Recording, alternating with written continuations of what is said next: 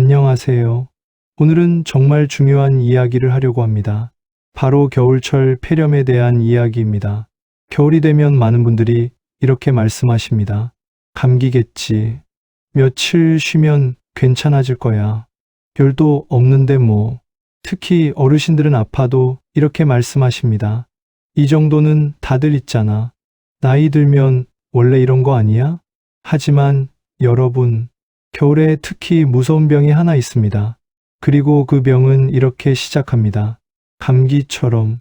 오늘 이 영상에서는 어려운 의학 용어로 설명하지 않겠습니다.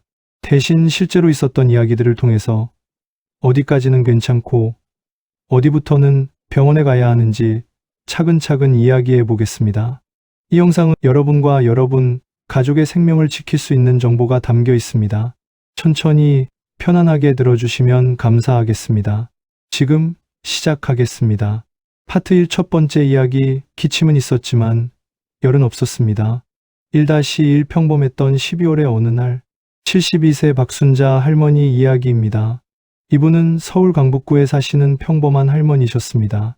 매일 아침 6시에 일어나서 산책을 하시고 손주들 밥 챙기시고 집안일 하시고 그렇게 사셨습니다.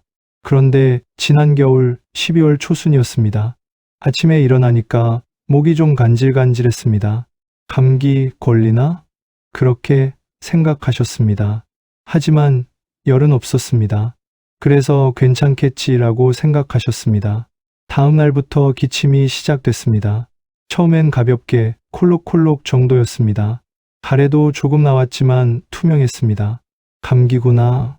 며칠 쉬면 낫겠지. 할머니는 따뜻한 물을 많이 드시고 푹 쉬셨습니다. 하지만 3일이 지나도 일주일이 지나도 기침은 멈추지 않았습니다. 오히려 점점 더 심해졌습니다. 딸이 전화로 물었습니다. 엄마, 요즘 기침하시는 것 같던데 괜찮으세요? 할머니는 대답하셨습니다. 괜찮아. 감기 좀 걸렸는데 열도 없어. 며칠 있으면 나아. 딸도 안심했습니다. 왜냐하면 열이 없었으니까요. 열이 없으면 괜찮은 거 아니야? 우리 모두 그렇게 생각합니다. 하지만 이게 바로 첫 번째 위험한 착각입니다. 2주가 지났습니다. 기침은 여전했습니다. 아니, 더 심해졌습니다. 특히 밤에 기침이 심했습니다. 누우면 더 심해져서 잠을 제대로 잘 수가 없었습니다. 그래서 베개를 2-3개 쌓아서 반쯤 앉아서 주무셨습니다. 가래도 변했습니다. 처음에는 투명했는데 이제는 노란색이었습니다. 가끔은 진한 초록색이었습니다. 할머니는 생각하셨습니다. 나이 들면 원래 기침 좀 하지. 겨울이라 그런가 보다. 병원 갈 정도는 아닌데. 그리고 가장 중요한 생각. 열도 없는데 뭐. 이 생각 때문에 할머니는 병원에 가지 않으셨습니다. 1-6 그날 아침. 그렇게 3주가 지난 어느 날 아침이었습니다. 할머니는 평소처럼 일어나려고 했습니다. 그런데 숨이 찼습니다. 침대에서 일어나 화장실까지 가는데 평소에는 아무렇지도 않던 거리인데 숨이 헐떡였습니다. 이상하다. 왜 이렇게 숨이 차지? 거울을 보니 얼굴이 창백했습니다. 그제야 딸에게 전화했습니다. 야, 나 좀 이상한 것 같아. 숨이 너무 차. 딸이 급히 와서 할머니를 병원에 모셨습니다. 응급실에서 엑스레이를 찍었습니다. 의사 선생님이 나오셨습니다. 어르신 폐렴입니다. 그것도 이미 꽤 진행됐어요. 할머니와 딸은 깜짝 놀랐습니다. 폐렴이요? 열도 없었는데요. 의사 선생님이 말씀하셨습니다. 어르신, 열 없는 폐렴도 많습니다. 이 말이 할머니에게는 가장 충격적이었습니다. 의사 선생님은 차근차근 설명해 주셨습니다. 어르신들은 젊은 사람들과 달라요. 폐렴에 걸려도 열이 안 나는 경우가 많습니다. 대신 다른 신호들이 나타납니다. 어떤 신호들일까요? 기침이 2주 이상 계속됨, 가래, 색이 노랗거나 진해짐, 숨이 평소보다 참, 밤에 기침이 더 심함, 기침할 때 가슴이 아픔, 기운이 없어짐, 밥맛이 없어짐. 할머니는 이 중 거의 모든 증상이 있었습니다. 하지만 열이 없어서 괜찮다고 생각했던 겁니다. 할머니는 바로 입원하셨습니다. 항생제 치료를 받으셨습니다. 다행히 2주 정도 치료 후 많이 좋아지셨습니다. 하지만 의사 선생님이 말씀하셨습니다. 일주일만 더 늦었으면 정말 위험했을 수도 있었어요. 여러분, 이 이야기에서 무엇을 배울 수 있을까요? 첫째, 폐렴에 열이 꼭 나는 건 아닙니다. 특히 어르신들은 열이 없거나 미열만 있는 경우가 많습니다. 둘째, 기침이 2주 이상 계속되면 병원에 가야 합니다. 감기인 줄 알았는데 로 시작하는 폐렴이 정말 많습니다. 셋째, 가래의 색이 변하면 주의해야 합니다. 투명, 하얗게, 노랗게, 초록색 이렇게 진해질수록 위험합니다. 넷째, 숨이 차는 건 이미 늦은 신호일 수 있습니다. 숨이 차기 전에 병원에 가야 합니다. 파트 2점, 감기와 폐렴, 어디서 갈라질까? 자, 이제 많은 분들이 궁금해하시는 질문입니다. 그러면 감기와 폐렴을 어떻게 구별하나요? 정확한 진단은 당연히 의사 선생님이 하셔야 합니다. 하지만 집에서도 어느 정도 구별할 수 있는 기준이 있습니다. 먼저 단순 감기는 이렇습니다. 증상, 콧물, 코막힘이 주된 증상, 재채기가 많이 남, 목이 간질간질하고 아픔, 기침은 있지만 점점 줄어듦, 미열이 있을 수 있음 37.5도 전후, 경과, 3일 4일째가 가장 심함, 일주일 정도면 많이 나아짐, 2주 안에는 거의 회복됨, 일상생활, 식욕이 조금 떨어지지만 먹을 수는 있음, 움직일 수 있음, 숨은 차지 않음, 대화할 수 있음.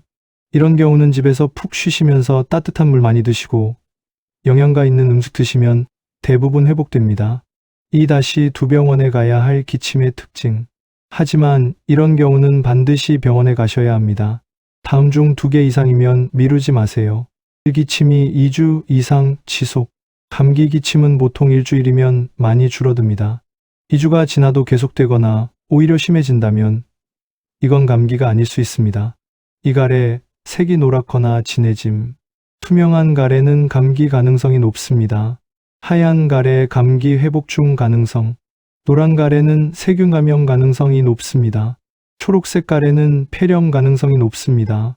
가래를 휴지에 뱉어서 색을 확인해 보세요. 3. 숨이 평소보다 찬 느낌. 평소에는 아무렇지 않던 일계단 오르기, 걷기, 옷 갈아입기를 할 때 숨이 참. 누워 있을 때도 숨이 가쁨. 대화하다가 숨이 차서 말을 멈춤. 4. 밤에 기침 때문에 깸. 자려고 누우면 기침이 심해짐. 밤중에 기침 때문에 잠에서 깸. 베개를 여러 개 쌓아야 잠을 잘 수 있음. 5. 기침할 때 가슴이 아픔. 기침할 때마다 가슴 한쪽이 찌릿함. 숨을 깊이 들이쉴 때 아픔. 옆구리가 아픔. 6. 기운이 없어짐. 하루 종일 누워만 있고 싶음. 평소 하던 일을 할 힘이 없음. 말하기도 귀찮음. 7. 밥을 못 먹음. 식욕이 완전히 없어짐. 먹으려고 해도 몇 숟가락 못 먹음. 물도 잘 안 마심. 2-3 실제 사례 75세 김복철 할아버지. 실제로 있었던 이야기를 하나 더 들려드리겠습니다. 75세 김복철 할아버지입니다. 할아버지는 평소 건강하셨습니다. 담배도 안 피우시고 술도 거의 안 드시고 매일 아침 운동도 하셨습니다. 그런데 지난 1월 기침이 시작됐습니다. 처음에는 감기구나 생각하셨습니다. 약국에서 감기약을 사서 드셨습니다. 하지만 기침이 심했습니다. 특히 밤에 심해서 잠을 거의 못 주무셨습니다. 그런데도 열은 없었습니다. 체온계로 재보니 36.8도. 정상이었습니다. 별도 없는데 괜찮겠지. 그렇게 2주가 지났습니다. 어느 날 아침 할아버지는 평소처럼 산책을 나가셨습니다. 하지만 숨이 너무 찼습니다. 평소에는 30분씩 걸으셨는데 5분도 못 가서 벤치에 앉아야 했습니다. 이상하다. 왜 이렇게 숨이 차지? 집에 돌아와서 아들에게 말씀하셨습니다. 숨이 좀 찬 것 같아. 아들이 급히 병원에 모셨습니다. 병원에서 엑스레이를 찍었습니다. 결과는 폐렴이었습니다. 그것도 이미 양쪽 폐에 염증이 퍼진 상태였습니다. 의사 선생님이 말씀하셨습니다. 어르신, 이미 폐렴이 꽤 진행됐어요. 일주일만 더 늦었으면 정말 위험했을 겁니다. 할아버지는 입원하셔서 3주 동안 치료를 받으셨습니다. 다행히 회복하셨지만 할아버지가 가장 후회하시는 말씀이 있습니다. 열이 없어서 병원에 안 갔어요. 그게 가장 큰 실수였어요. 여러분 궁금하실 겁니다. 왜 어르신들은 폐렴에 걸려도 열이 안 나나요? 의사 선생님들의 설명을 쉽게 풀어드리겠습니다. 면역 반응이 약해짐. 젊은 사람들은 세균이나 바이러스가 들어오면 몸이 강하게 반응합니다. 그 반응 중 하나가 열입니다. 하지만 나이가 들면 면역 시스템이 약해집니다. 그래서 세균이 들어와도 몸이 강하게 반응하지 못합니다. 열도 잘 안 나는 겁니다. 체온 조절 능력 저하. 나이가 들면 체온을 조절하는 능력도 떨어집니다. 그래서 감염이 있어도 체온이 잘 안 올라갑니다. 다른 신호로 나타남. 대신 다른 방식으로 신호가 나타납니다. 기운이 없어짐, 밥을 못 먹음, 말수가 줄어듦, 멍해 보임, 평소와 다른 행동. 이런 신호들을 놓치면 안 됩니다. 파트 3 두 번째 이야기, 열이 없어서 병원에 안 갔어요. 3-1 80세 이민숙 할머니의 이야기. 80세 이민숙 할머니 이야기입니다. 할머니는 혼자 사셨습니다. 자녀들은 모두 결혼해서 따로 살았지만 일주일에 한두 번씩 전화로 안부를 여쭤봤습니다. 지난 2월 초 딸이 전화했습니다. 엄마, 잘 지내세요? 응, 잘 지내지. 목소리가 평소보다 힘이 없었지만 딸은 그냥 넘어갔습니다. 3회2 조용히 진행되는 폐렴. 사실 할머니는 그때 이미 폐렴 초기였습니다.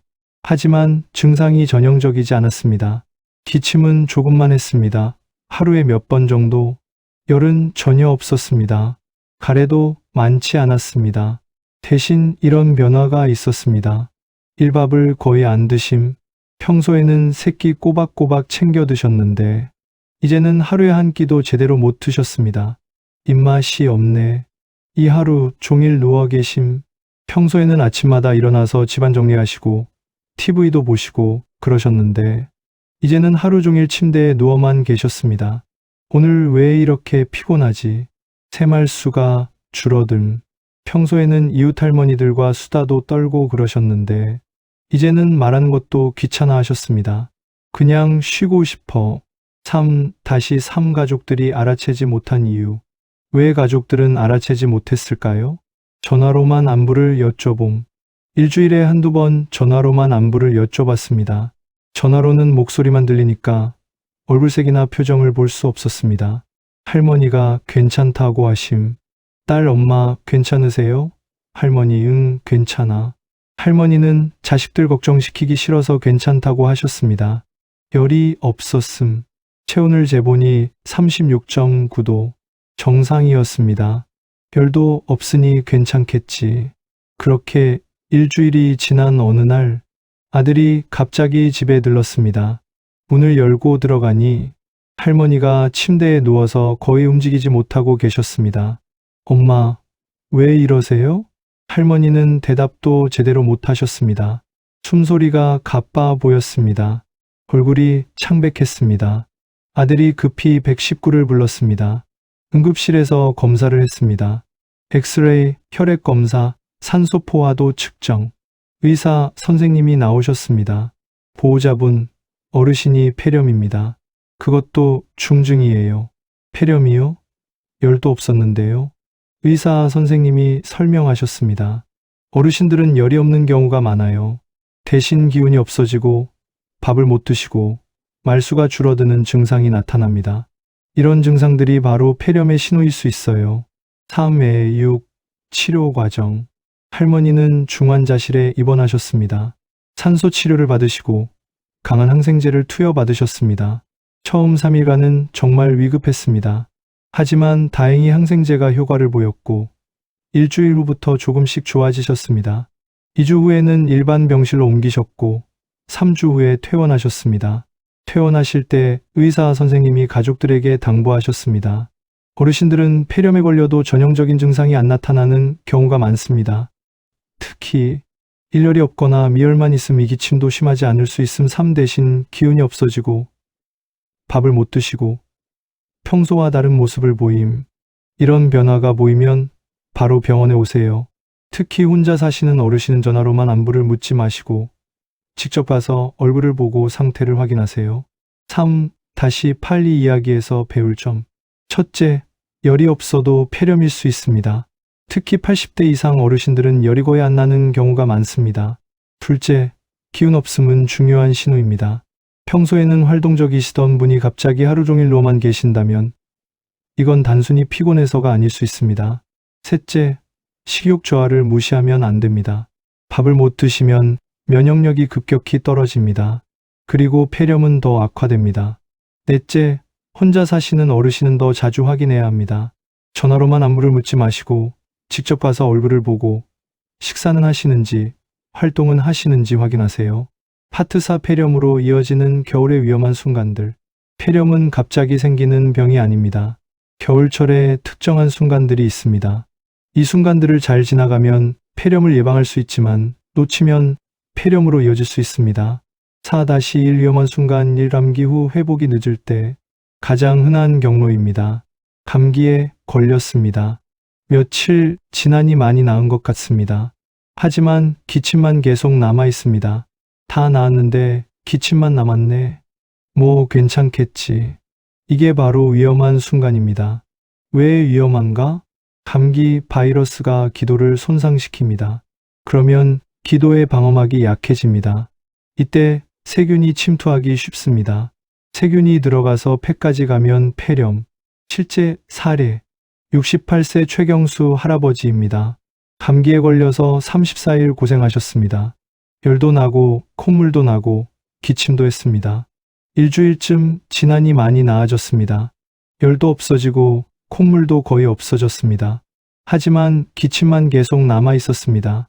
뭐 기침은 좀 남는 법이지. 괜찮아.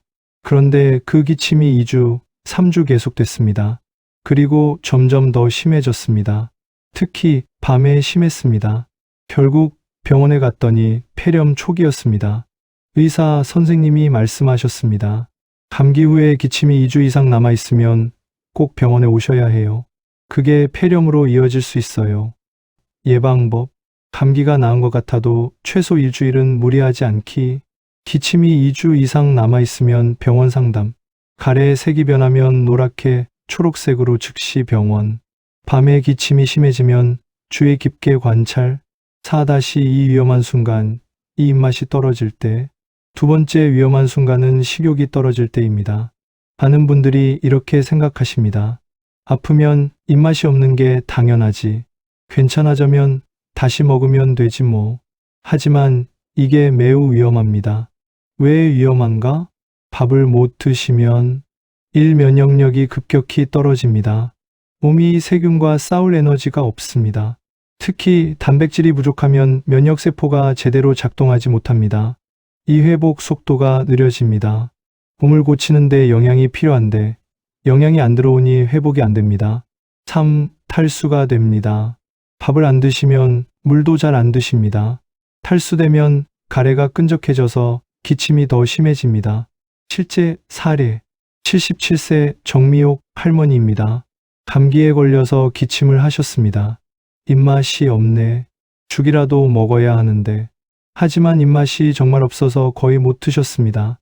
하루에 죽 반 그릇 정도만 드셨습니다. 그렇게 34일이 지나니까 기침이 점점 더 심해졌습니다. 힘도 없고 기운도 없고 결국 병원에 갔더니 폐렴이었습니다. 의사 선생님이 말씀하셨습니다. 어르신 밥을 못 드시니까 면역력이 떨어져서 폐렴이 온 거예요. 아플 때일수록 억지로라도 드셔야 해요. 대처법. 입맛이 없을 때는 조금씩 자주 먹기. 한 번에 많이 말고 23시간마다 조금씩. 부드러운 음식. 죽, 계란찜, 두부, 따뜻한 국물. 단백질은 꼭 고기 조금이라도. 달걀, 생선, 두부. 물은 자주. 미지근한 물. 하루 1.5리터 이상. 조금씩 자주.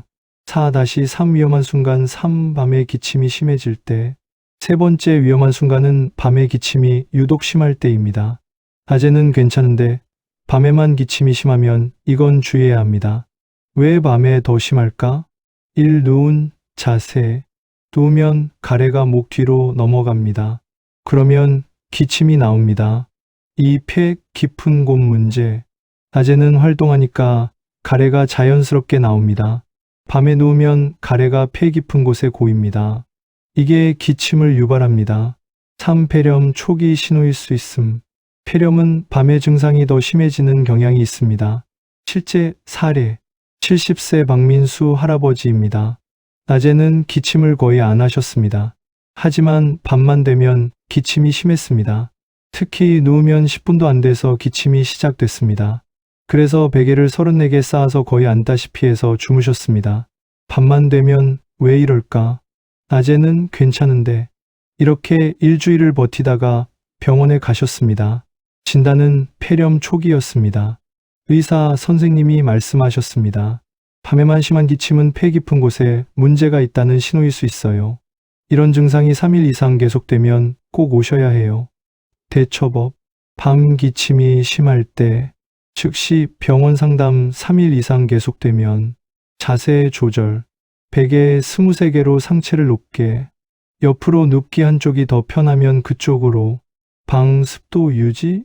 가습기 틀기. 젖은 수건 걸어두기. 자기 전 따뜻한 물. 목을 촉촉하게. 가래를 부드럽게. 4-4 위험한 순간. 4 약만 먹고 쉬지 않을 때. 네 번째 위험한 순간은 약만 먹고 쉬지 않을 때입니다. 많은 분들이 이렇게 하십니다. 약 먹으면 되지. 쉴 수는 없어. 할 일이 많은데. 특히 손주 돌보시는 할머니, 할아버지들. 손주들 밥은 챙겨야지. 하지만 이게 정말 위험합니다. 왜 위험한가? 잇몸이 회복할 시간이 없습니다. 약은 증상만 완화시킬 뿐입니다. 진짜 회복은 몸이 스스로 해야 합니다. 그러려면 휴식이 필수입니다. 이 면역력이 더 떨어집니다. 피곤하면 면역력이 떨어집니다. 그러면 감기가 폐렴으로 진행하기 쉽습니다. 3. 다른 사람에게 옮길 수 있습니다. 특히 손주들에게. 실제 사례. 73세 김순자 할머니입니다. 손주 둘을 매일 돌보셨습니다. 아침에 유치원 데려다 주시고 저녁에 데리러 가시고 밥 챙기시고 그러다가 감기에 걸리셨습니다. 기침이 나오고 목이 아팠습니다. 하지만 손주들 돌봐야 해서 쉴 수가 없었습니다. 약국에서 감기약 사서 드시고 그대로 활동하셨습니다. 약 먹으면 괜찮아지겠지. 하지만 일주일이 지나도 나아지지 않았습니다. 오히려 점점 더 힘들어지셨습니다. 결국 병원에 가셨더니 폐렴이었습니다. 의사 선생님이 말씀하셨습니다. 어르신, 감기 걸렸을 때는 무조건 쉬셔야 해요. 약만 먹고 계속 활동하시면 폐렴으로 악화될 수 있어요. 대처법. 감기 걸렸을 때는 최소 3일은 푹 쉬기. 손주 돌보기 잠시 멈추기. 자녀들에게 도움 요청. 미안하다고 생각하지 말기. 건강이 우선. 충분한 수면. 하루 89시간. 낮잠도 오케이. 따뜻하게 지내기. 실내 온도 20도에서 22도 유지. 외출 자제. 영양가 있는 음식. 죽, 국물, 찜, 과일, 채소. 4-5 위험한 순간. 5 실내가 너무 건조할 때. 5번째 위험한 순간은 실내가 너무 건조할 때입니다. 겨울에는 난방을 합니다. 그러면 실내 공기가 매우 건조해집니다. 습도가 30% 이하로 떨어지는 경우도 많습니다. 왜 위험한가? 1. 기도가 건조해집니다. 기도에는 원래 촉촉한 점막이 있습니다. 이게 세균을 막아줍니다. 건조하면 점막이 마르고 방어막이 약해집니다. 이 가래가 끈적해집니다. 건조하면 가래가 딱딱하게 굳습니다. 뱉기도 힘들고 폐에 쌓입니다. 3. 기침이 더 심해집니다. 건조한 공기가 기도를 자극합니다. 실제 사례. 69세 이용 할아버지입니다. 겨울에 난방을 빵빵하게 하셨습니다. 실내 온도 25도 이상으로 유지하셨습니다. 하지만 습도는 신경 안 쓰셨습니다. 습도계를 보니 25%였습니다. 적정 습도는 4060%. 그러다가 감기에 걸리셨습니다. 기침이 시작됐는데 가래가 너무 끈적했습니다. 뱉으려고 해도 잘 안 나왔습니다. 기침은 점점 더 심해졌습니다. 밤에는 숨이 찰 정도였습니다. 병원에 갔더니 폐렴이었습니다. 의사 선생님이 말씀하셨습니다. 실내가 너무 건조하면 기침이 악화되고 폐렴으로 이어질 수 있어요. 습도를 40%에서 60%로 유지하세요. 대처법, 겨울철 실내 습도 관리, 가습기 사용, 적정 습도 40%에서 60% 유지하기, 하루에 한 번은 청소 세균 번식 방지, 가습기 없으면 젖은 수건 걸어두기, 빨래 실내에서 말리기, 물그릇 여러 개 놓기, 온도도 중요. 너무 높이지 않기 20도에서 22도 적정. 온도 높으면 더 건조해짐. 환기. 하루 3번 10분씩. 환기하면 습도도 올라감. 집에서 체크하는 폐렴 위험 신호. 자, 이제 실용적인 부분으로 가겠습니다. 집에서 바로 확인할 수 있는 폐렴 위험 신호 체크리스트를 드리겠습니다. 6의 1 폐렴 위험 신호 체크리스트. 다음 항목들을 체크해 보세요. 기침이 2주 이상 계속된다. 감기 기침은 보통 일주일이면 많이 줄어듭니다. 2주가 지나도 계속되거나 더 심해진다면 주의. 가래, 색이 노랗거나 초록색이다. 투명한 가래는 괜찮습니다. 하지만 노란색, 초록색 가래는 세균 감염 가능성. 숨이 평소보다 차다. 계단 오르기 힘들다. 걷다가 멈춰서 쉬어야 한다. 말하다가 숨이 차다. 위험, 신호. 밤에 기침이 특히 심하다. 낮에는 괜찮은데 밤만 되면 기침이 심하다. 폐에 깊은 곳 문제 가능성. 기침할 때 가슴이 아프다. 기침할 때마다 가슴 한쪽이 찌릿하다. 폐렴 가능성. 밥을 거의 못 먹는다. 식욕이 완전히 없어져서 하루 한 끼도 제대로 못 먹는다. 면역력 저하, 위험. 하루 종일 누워만 있고 싶다. 평소에는 활동적이었는데 갑자기 기력이 없다. 중요한 신호. 말수가 줄었다. 평소에 말이 많으셨는데 갑자기 말이 없어졌다. 주의 깊게 관찰. 6의 2 점수로 확인하기. 이 8개 항목 중 0에서 1개 괜찮습니다. 하지만 계속 관찰하세요. 2개의 주의가 필요합니다. 가까운 병원 상담 고려하세요. 3개 이상 미루지 마시고 당일 또는 다음날 병원 가세요. 5개 이상 즉시 병원 가세요. 응급실도 고려하세요. 6의 3 체온은 어떻게 확인할까?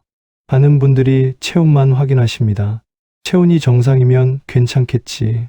하지만 앞서 말씀드렸듯이 어르신들은 폐렴에 걸려도 열이 안 나는 경우가 많습니다. 그래도 체온 확인은 중요합니다.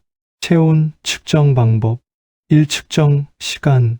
아침에 일어나서 아침 체온이 가장 정확. 하루 2에서 3회. 2. 측정 위치. 겨드랑이, 기기 체온계 사용 시.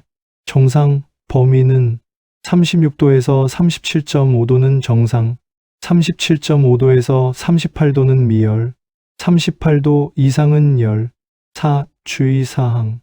열이 없어도 다른 증상이 있으면 병원 가세요. 체온만으로 판단하지 마세요. 6-4 호흡 확인하기.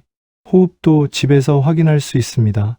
정상 호흡 1분에 12번에서 20회 정도. 조용하고 편안하게. 숨 쉬는 게 힘들지 않음. 위험한 호흡 1분에 25회 이상 빠름. 숨 쉴 때 소리가 남. 숨 쉬는 게 힘들어 보임. 어깨를 들썩이며 숨쉼. 이런 증상이 있으면 즉시 병원을 가세요. 호흡 세는 방법. 편하게 앉아 계시게 합니다. 시계를 보면서 1분 동안 가슴이 오르내리는 걸 셉니다. 1분에 몇 번인지 확인합니다. 6-5 산소 포화도 측정기. 요즘은 가정용 산소 포화도 측정기가 있습니다. 손가락에 끼우면 바로 측정됩니다. 정상 범위 95%에서 100%는 정상입니다. 90%에서 94%는 주의가 필요합니다. 90% 미만 위험, 즉시 병원. 특히 폐질환이 있으신 분, 심장질환이 있으신 분은 집에 하나 구비해 두시면 좋습니다. 가격도 2만 원에서 3만 원 정도로 저렴합니다. 오늘은 감기인 줄 알고 넘겼다가 폐렴이었던 사례들을 이야기로 들어보는 시간을 가졌습니다. 혹시라도 이와 같은 증상이 발견되면 즉시 병원에 가서 의사와 상담하는 거 추천드립니다. 구독과 좋아요 부탁드립니다. 다음 시간에 뵙겠습니다.